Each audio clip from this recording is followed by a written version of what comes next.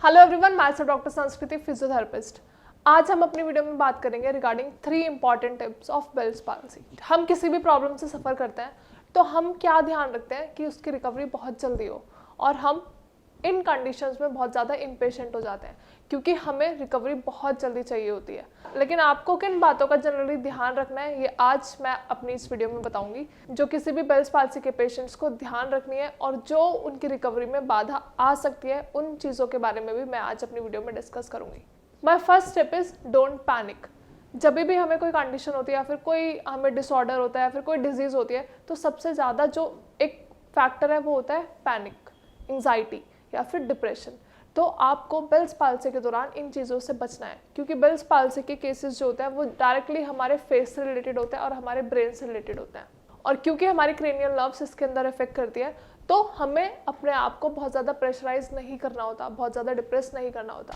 I know Bell's palsy cosmetically एक बहुत ज़्यादा डिप्रेसिंग बीमारी है। जब भी किसी पेशेंट को बेल्स पाल्सी होती है या फिर हमारे पास श्रास में पेशेंट्स आते हैं, तो उन्हें सबसे पहले जो उनका एक मेजर कंसर्न होता है वो यही होता है, मैम क्या हमारा चेहरा ठीक हो पाएगा, क्या हमारा चेहरा पहले की तरह नॉर्मल सीधा हो पाएगा। तो ये पॉइंट आपको अपने दिमाग से निकालना है, क्योंकि बेल्स पाल्सी की 100% रिकवरी पॉसिबल है।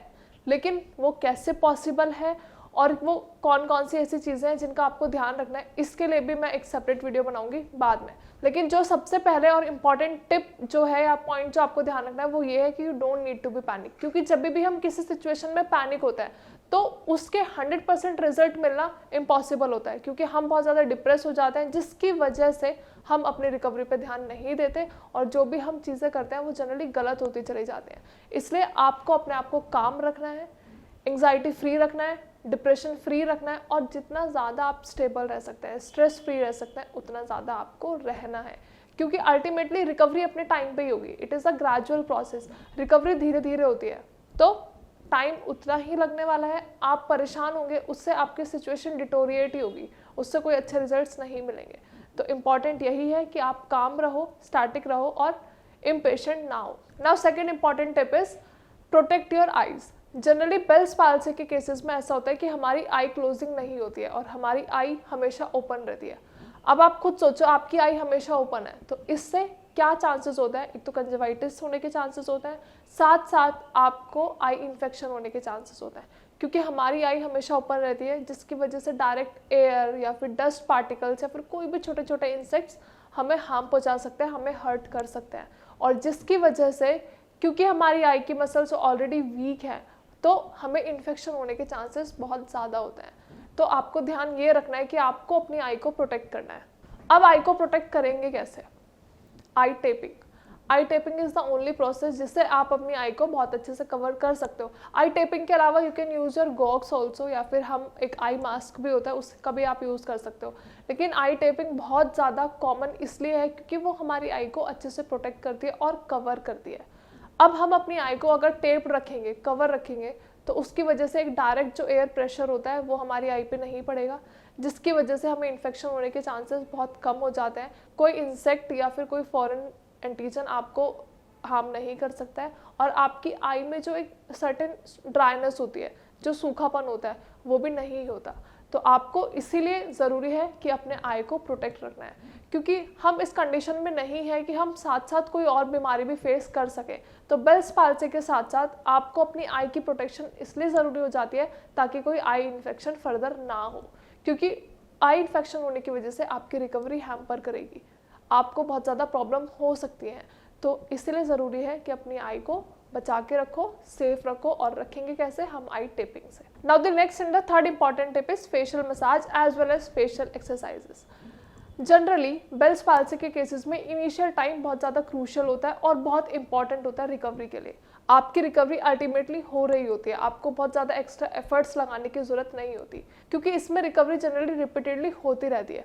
दो it is a gradual process, धीरे धीरे हमें चेंजेस देखने को नज़र आते हैं, लेकिन आपको अपनी तरफ से कोई बहुत ज़्यादा एक्स्ट्रा एफर्ट्स लगाने की ज़रूरत नहीं होती है। अगर हम बात करते हैं एक्सरसाइजेस की, तो एक्सरसाइजेस आपको करनी होती हैं, लेकिन सारी एक्सरसाइजेस आपकी असिस्टेड होनी चाहिए। आप कोई भी एक्टिव एक्सरसाइज परफॉर्म नहीं करेंगे, क्योंकि जब भी हम कोई एक्सरसाइज परफॉर्म करते हैं तो we are not able to perform any exercise, क्योंकि हमारी मसल ऑलरेडी बहुत ज़्यादा वीक है।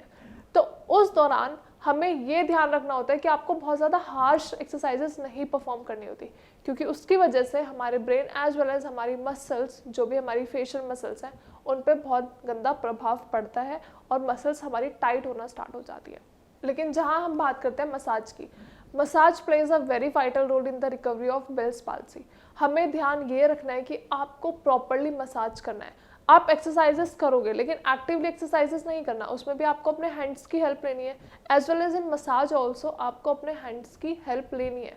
आपको अपना ये जो पाम एरिया है इसके हेल्प से आपको रैपिडली मसाज करनी है नीचे से ऊपर की तरफ। और ये ध्यान रखना है कि आपका हैंड बहुत ज़्यादा हार्श ना हो, आपकी फेशियल मसल्स पे बहुत ज़्यादा इम्पैक्ट ना हो, एकदम सॉफ्ट, एकदम नॉर्मल सा आप हैंड प्लेसमेंट करोगे और बहुत लाइट मसाज करोगे।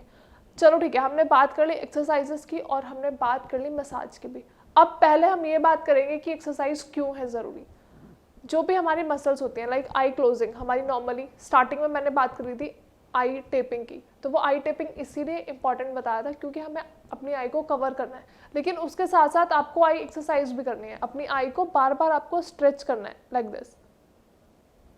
स्ट्रेच करना हमारे लिए इसलिए इम्पॉर्टेंट है ताकि आपकी जो मसल्स है वो बहुत ज़्यादा टाइट ना हो, क्योंकि इनिशियली मसल बहुत ज़्यादा सॉफ्ट होती है जैसे नॉर्मली हमारी मसल्स होती हैं, लेकिन जब हम एक्सरसाइज बहुत टाइम तक नहीं करते तो वो मसल्स टाइट होना शुरू हो जाती है, स्पास्टिक होना शुरू हो जाती है। तो ध्यान ये रखना है कि शुरुआती दौर से ही आपको हल्की हल्की स्ट्रेचिंग करना शुरू कर देना है। Now second is massage. Massage क्यों ज़रूरी है? अभी मैंने बताया मसाज कैसे करनी है, लेकिन नाउ विल टॉक मसाज ज़रूरी क्यों है।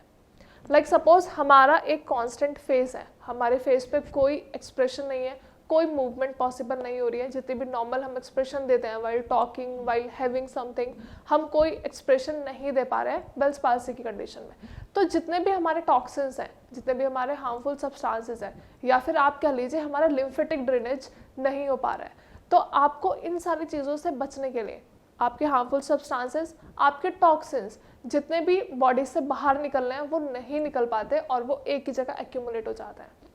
तो उस एक्यूमुलेशन को रोकने के लिए आपको मसाज करनी ज़रूरी हो जाती है। और मसाज कैसे करेंगे मैंने पहले भी बताया, हल्का हाथ रखना है और नीचे से ऊपर की तरफ मसाज करोगे ताकि हैंड्स अच्छे से सपोर्टेड रहें। आपको अपने फेस की मसाज तो करनी है, एक्सरसाइजेस भी करनी है, लेकिन हमेशा अपने हाथों का प्रॉपरली यूज़ करना है। एक्टिवली आप कोई मूवमेंट नहीं करोगे, अपने हैंड्स के साथ आपको सारी मूवमेंट्स, मसाज, एक्सरसाइजेस, आई टेपिंग सब कुछ आराम से कामली करनी है। क्योंकि हम जब भी कोई काम जल्दबाजी में करते हैं या फिर केयरफुली नहीं करते हैं तो उसका इम्पैक्ट हमें कहीं ना कहीं देखने को मिलता है। अगर हम आई टेपिंग अच्छे से नहीं करेंगे तो फ़ायदा ही क्या हुआ आई टेपिंग करने का, हमारी आई तो प्रोटेक्टेड है ही नहीं। As well as with massage, जब हम मसाज सॉफ्ट हैंड से कर ही नहीं रहे हैं, अब मसाज का क्या मतलब होता है, एक लाइट, एक स्मूथ हाथ चलना चाहिए, लेकिन जब भी हमारा हाथ हार्श होता है, हम बहुत ज़्यादा रैपिड मूवमेंट करते हैं, तो उससे हमें कोई रिकवरी नहीं मिल रही होती है और ज़्यादा स्पास्टिसिटी बढ़ती चली जाती है। आई होप वीडियो में मैंने जो भी कुछ बताया, whether it is regarding massage, eye tapping या फिर आपका डिप्रेशन या एंग्जाइटी या फिर स्ट्रेस, आपको इन सारी चीज़ों से बचना है। क्योंकि अल्टीमेटली जब तक आपका माइंड क्लियर नहीं होगा, जब तक आप स्ट्रेस फ्री नहीं होगे, तो आप कोई भी मूवमेंट परफॉर्म कर लीजिए, कुछ भी कर लीजिए, आपको रिकवरी देखने को नहीं मिलेगी, क्योंकि हमारा माइंड ही स्टेबल नहीं है। आपको रिकवरी मिल भी रही होगी तो आप एक्सेप्ट नहीं करोगे कि हाँ मुझे रिकवरी हो रही है, क्योंकि पैरालिसिस के केसेस जनरली रिकवरी ग्रेजुअल दिखाते हैं, धीरे धीरे आपकी बॉडी में चेंजेस आना स्टार्ट होते हैं। तो यू नीड टू बी काम एनी हाउ। आपकी रिकवरी हो रही होती है लेकिन बहुत धीरे धीरे हो रही होती है, तो आपको चेंजेस देखने को मिलते हैं लेकिन कुछ टाइम के बाद मिलते हैं।